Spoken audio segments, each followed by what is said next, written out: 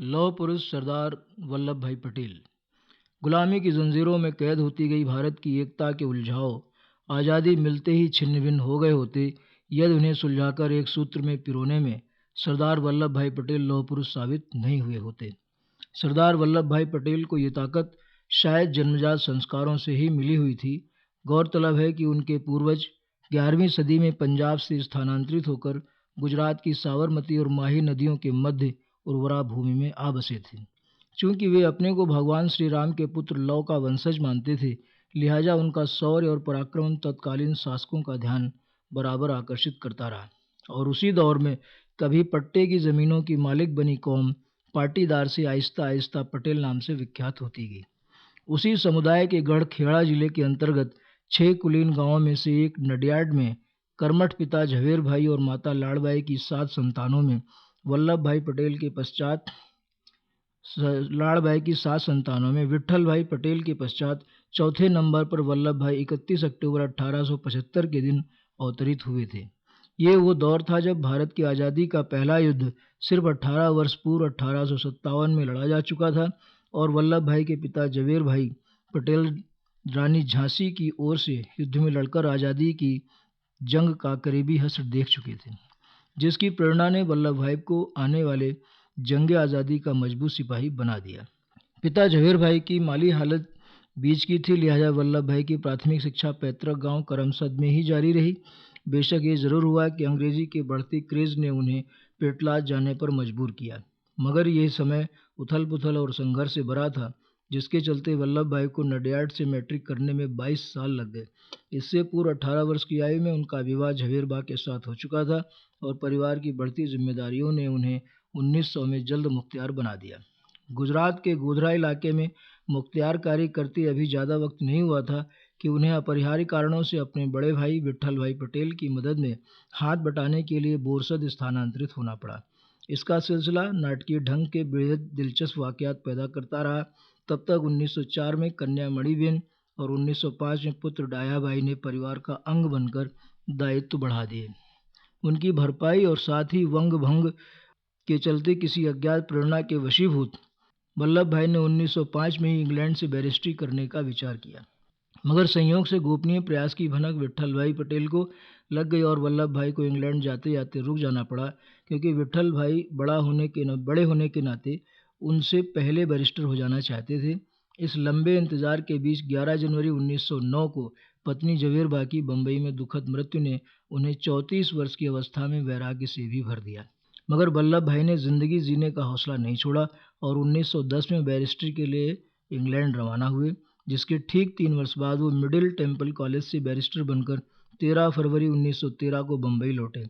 उस समय तक बम्बई में विट्ठल भाई पटेल की वकालत जम चुकी थी, लेकिन वल्लभ भाई ने प्रलोभन के बावजूद बम्बई के बजाय अहमदाबाद को नई कर्मभूमि बनाया।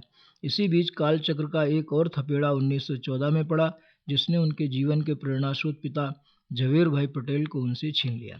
गौरतलब है कि वल्लभ भाई के जीवन में राजनीतिक और धार्मिक प्रवृत्तियों का बीजारोपण पिता झवेर भाई ने ही किया था और उसी के परिणाम स्वरूप वो स्वामी नारायण संप्रदाय से गहराई तक जुड़ सके थे।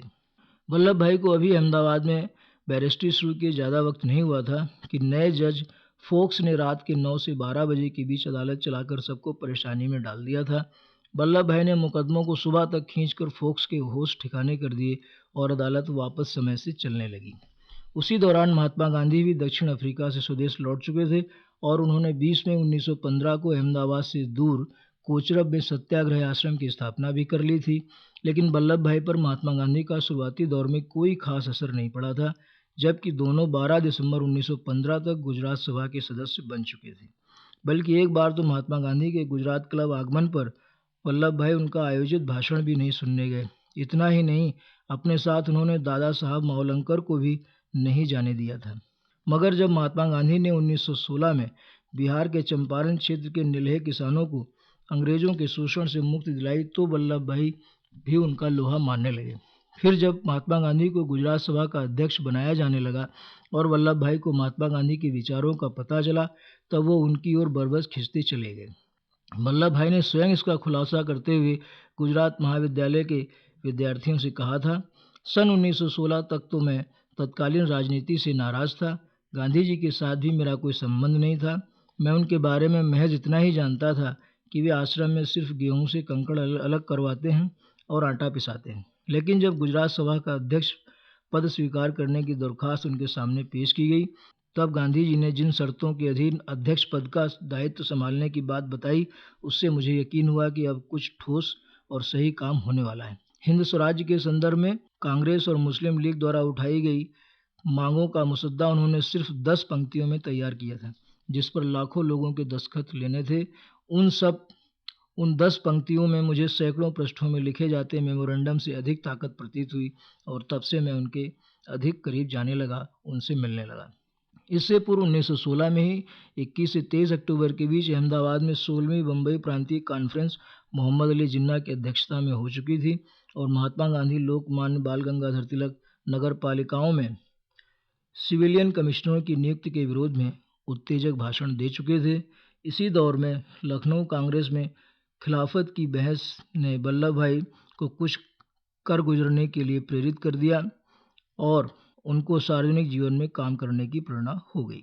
तभी उन्होंने सैयद अहमदिया सरफुद्दीन के मरने से खाली हुई दरियापुर वार्ड की सभासद सीट पर चुनाव लड़ने का मन बना लिया।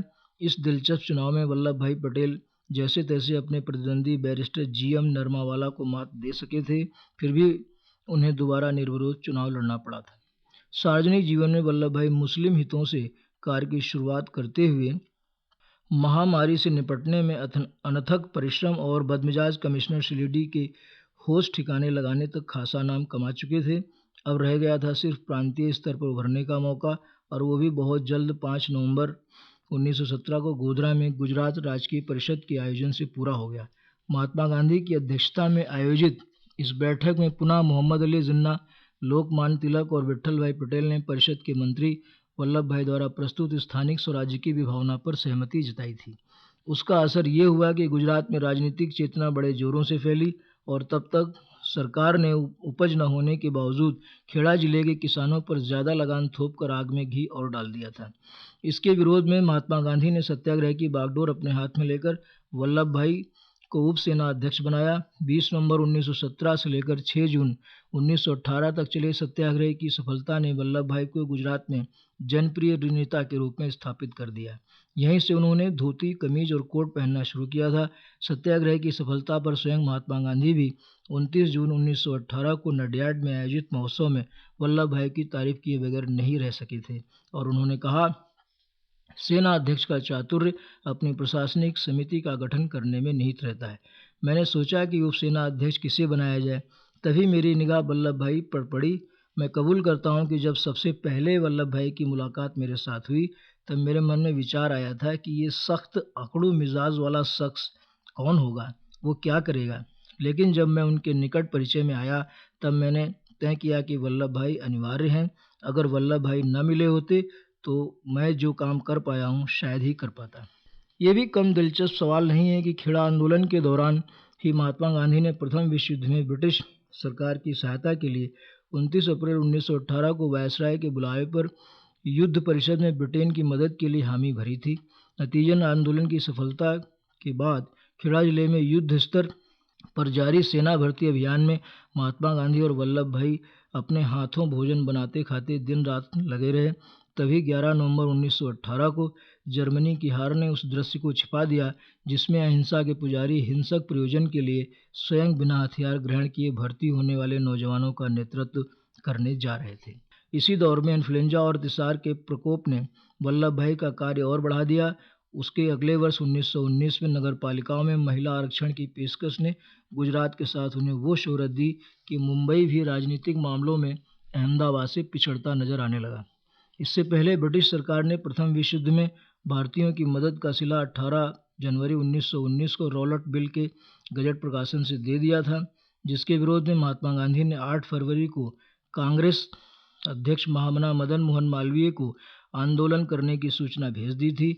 उसके मुताबिक 23 मार्च 1919 को मद्रास से शुरू हुआ रॉलट बिल विरोधी आंदोलन तब एकाएक भड़क उठा जब महात्मा गांधी पंजाब जाने के मकसद से बम्बई से दिल्ली की यात्रा पर थे। 9 अप्रैल को जब उनकी रेलगाड़ी रात 8:30 बजे कोसी कला स्टेशन पर पहुंची और उन्हें ट्रेन में ही पंजाब प्रवेश की मनाही के आदेश समेत रोकने का प्रयास किया गया, लेकिन जब महात्मा गांधी ने उसका पालन नहीं किया तो पलवल स्टेशन तक पहुंचने पर उन्हें गिरफ्तार करके मथुरा के सिविल लाइंस क्षेत्र में हिरासत में रखा गया, जहां से अगले दिन वो वापस बम्बई के लिए रवाना कर दिए गए। गौरतलब है कि 30 मार्च को बिजवाड़ा के बाद महात्मा गांधी की जहां ये दूसरी गिरफ्तारी थी, वहीं ये उनका मथुरा में दूसरा आगमन भी था। इससे पहले वो भारत भ्रमण के दौरान 14 अप्रैल 1915 को मथुरा वृंदावन की यात्रा कर चुके थे।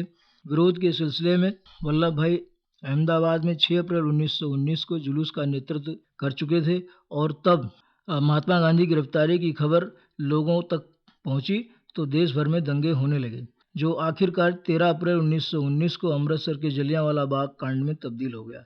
संकट की इस घड़ी में वल्लभ भाई इसी वर्ष महात्मा गांधी के आदेश पर वकालत छोड़कर देश सेवा में समर्पित हो गए। असहयोग आंदोलन रात और दिन बुलंदियां छूता जा रहा था। नागपुर में 26 से 31 दिसंबर के बीच 1920 में आयोजित कांग्रेस के 35वें अधिवेशन में असहयोग की पुनः स्वीकृति ने इसे और प्रज्वलित कर दिया, और 2 अक्टूबर 1921 को वल्लभ भाई के नेतृत्व में विदेशी कपड़ों की होली अहमदाबाद में जलाई गई। तत्पश्चात हकीम अजमल खां की अध्यक्षता में खादी उद्योग को समर्पित कांग्रेस के अधिवेशन में खास तौर से 3 महत्वपूर्ण कदम उठाए गए। एक तो 27 दिसंबर 1921 के दिन साबरमती के तट पर बिजवाड़ा कांग्रेस में प्रस्तावित पहला चरखा युक्त तिरंगा झंडा फहराया गया, और दूसरा वल्लभ भाई के मशवरे पर कर अदायगी के विरोध में बारडोली से आंदोलन चलाने का फैसला लिया गया, और तीसरा ये कि इसी समय गुजरात प्रांतिक समिति स्थापित की गई, जिसके वल्लभ भाई आगामी 25 वर्षों तक अध्यक्ष बने रहे।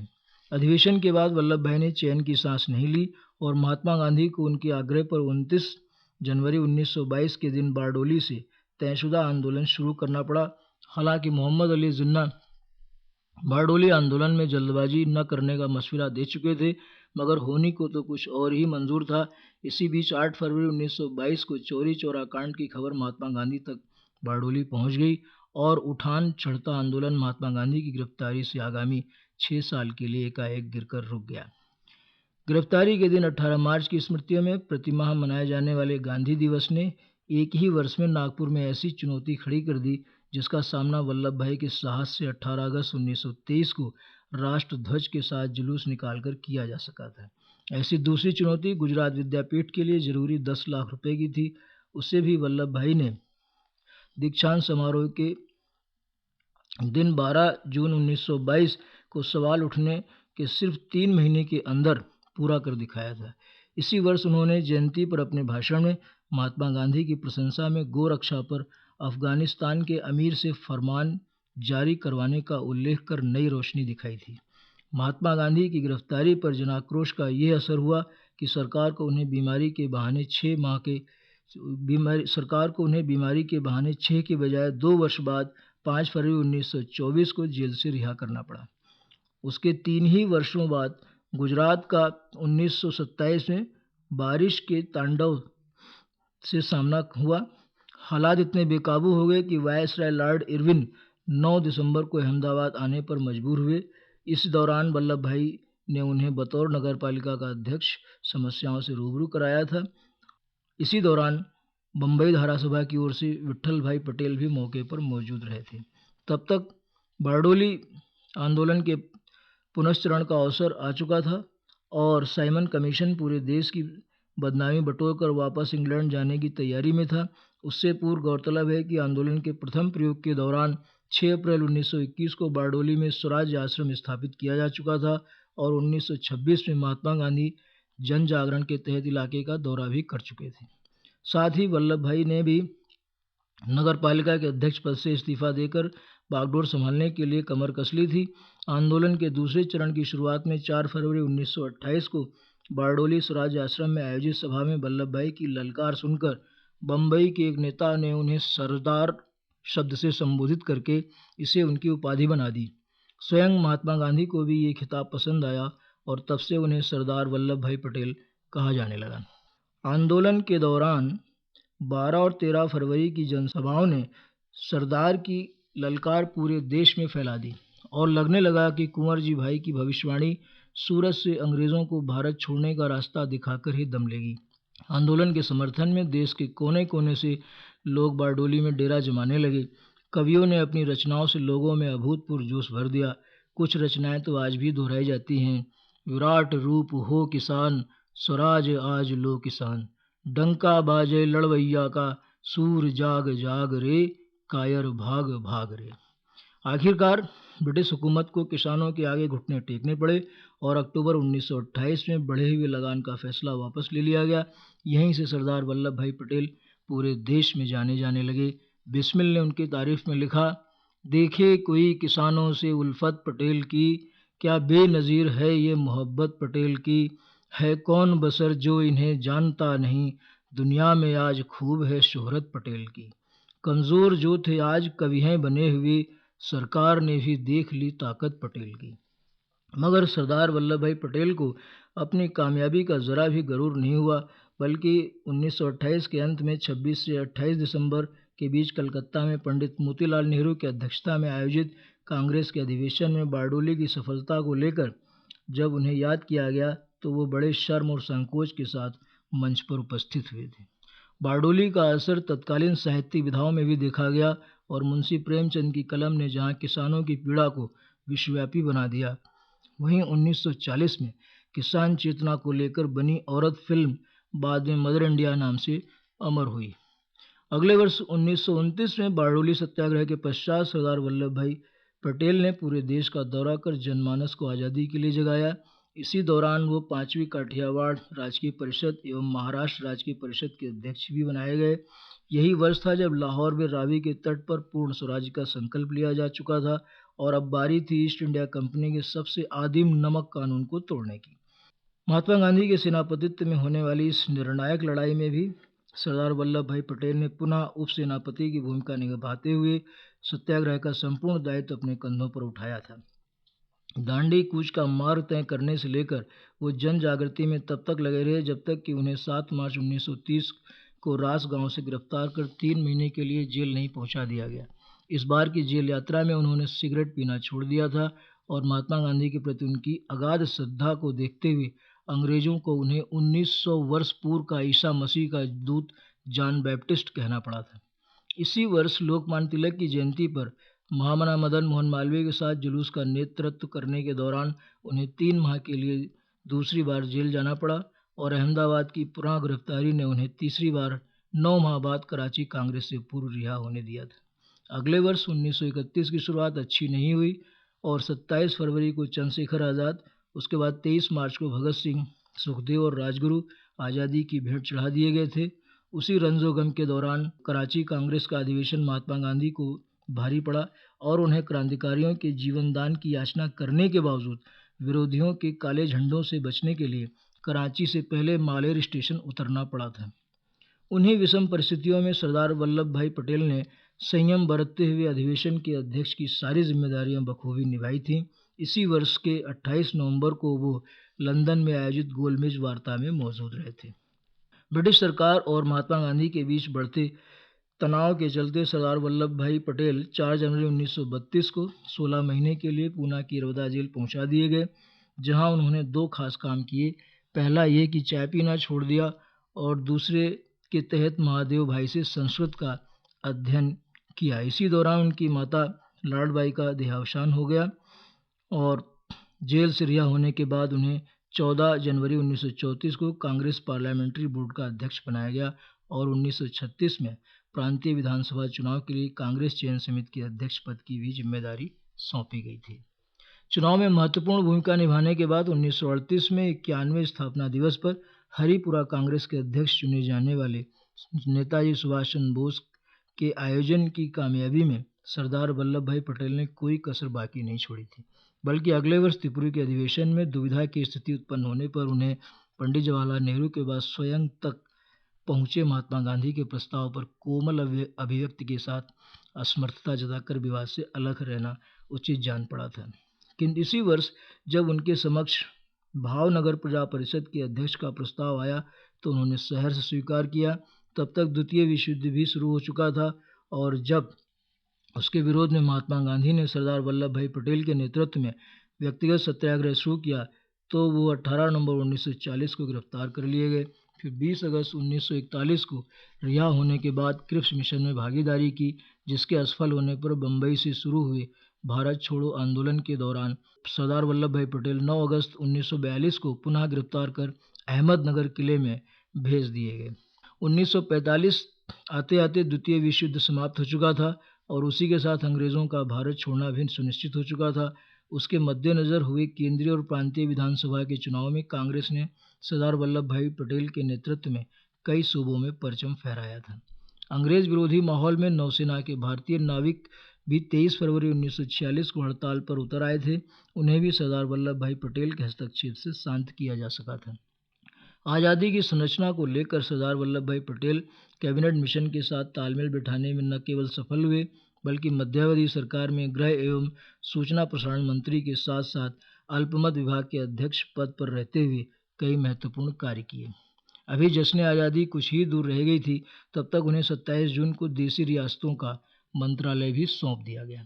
गौरतलब है कि विभाजन से पूर्व भारत में कुल मिलाकर 900 रियासतें कायम थीं, जिनमें से 15 अगस्त 1947 के बाद 576 रियासतें भारत के हिस्से में आई थीं, जिनमें से जम्मू कश्मीर, हैदराबाद, मैसूर और जूनागढ़ के अलग होने की संभावना थी। ये सरदार वल्लभ भाई पटेल और उनके सचिव वीपी मेनन की कूटनीतिक कुशलता का नतीजा था कि जम्मू कश्मीर, हैदराबाद और जूनागढ़ को छोड़कर बाकी सभी ने प्रस्तावित अपील पर दस्तखत कर दिए।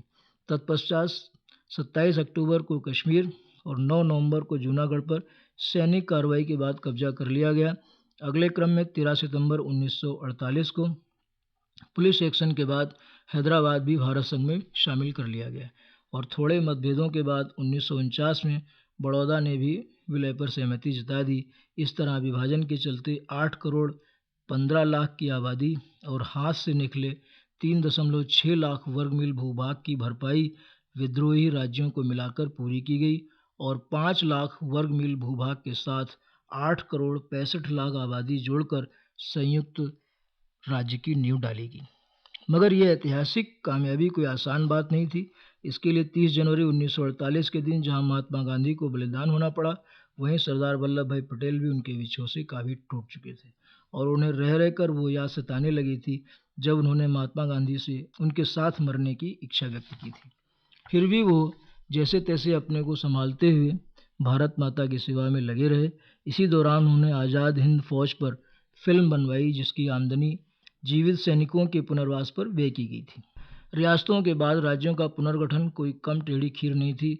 भाषाई प्रांतों के निर्माण में हिंदी पंजाबी विवाद से उपजे विशाल हरियाणा आंदोलन के मौजूदा इतिहास में उपेक्षित किंतु दमदार नेता चौधरी बदलू राम ने सरदार वल्लभ भाई पटेल को मथुरा, आगरा और मेरठ को प्रस्तावित राज्य में शामिल करने पर राजी कर लिया था, जो उत्तर प्रदेश के तत्कालीन मुख्यमंत्री गोविंद बल्लभ पंत और पार्लियामेंट्री बोर्ड अध्यक्ष चौधरी चरण सिंह की असहमति के चलते मूर्त रूप नहीं ले सका। उसी की पृष्ठभूमि में फिर हरियाणा राज्य बना और उत्तर प्रदेश के वे इलाके आज हरित प्रदेश में चिन्हित किए जा रहे हैं। देश के आंतरिक मामलों की तरह सरदार वल्लभ भाई पटेल की अंतर्राष्ट्रीय घटना चक्रों पर गहरी पकड़ थी, जिसके फलस्वरूप उन्होंने भविष्य में चीन के आक्रमण से देश को सचेत भी किया था। इस तरह देश विदेश की विभिन्न समस्याओं में दखल रखने में समर्थ सरदार वल्लभ भाई पटेल ने अपने 75वें जन्म दिवस के दौरान उस वक्त कार्यकारी प्रधानमंत्रित्व का दायित्व भी कुशलतापूर्वक निभाया, जब पंडित जवाहरलाल नेहरू 1.25 महीने के लिए विदेश यात्रा पर गए थे। मगर लगातार गिरते स्वास्थ्य से वो लाचार हो गए थे। अंततोगत्वा उन्होंने 12 दिसंबर 1950 को स्वास्थ्य लाभ के लिए बम्बई जाने का फैसला कर लिया, जिसके 3 ही दिन बाद 15 दिसंबर के दिन सुबह 9:37 पर उन्होंने देश को अलविदा कर दिया। तत्पश्चात बम्बई में ही चौपाटी क्षेत्र में उनका अंतिम संस्कार कर दिया गया। सरदार वल्लभ भाई पटेल के समग्र जीवन पर अमल करने से आभास होता है कि जैसे वो महात्मा गांधी की तरह सिर्फ भारत की आज़ादी और उसके नवनिर्माण के लिए ही अवतरित हुए थे, और जब वो उद्देश्य पूरा हो गया तो लोकेतर संघर्ष के लिए मृत्युलोक से प्रयाण कर गए। जय हिंद, जय सरदार वल्लभ भाई पटेल।